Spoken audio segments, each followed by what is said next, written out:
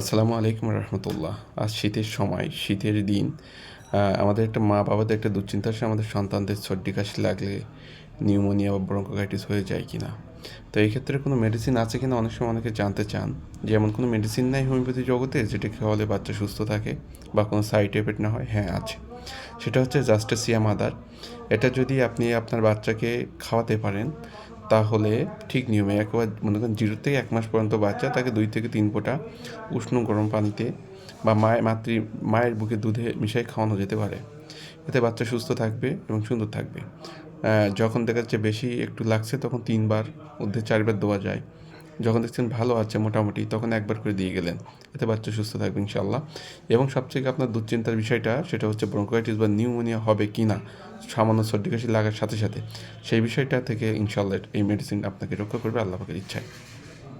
এবং বলি আপনার 0 থেকে 1 মাসের কথা বললাম। আর 1 মাস থেকে 1 বছর পর্যন্ত 5 থেকে 10 ফোঁটা ডোজ আসতে পারে।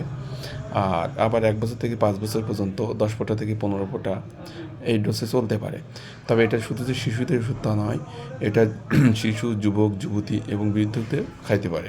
বয়স অনুপাতে একজন হোমিওপ্যাথিক রেজিস্ট্রেশন চিকিৎসার মতে খেলে ইনশাআল্লাহ উপকার পেয়ে যাবেন। এই ওষুধটা সাথে রাখুন, কাছে রাখুন, হোমিওপ্যাথি চিকিৎসা নিন, পার্শ্ববর্তী মুক্ত থাকুন। আল্লাহ হাফেজ।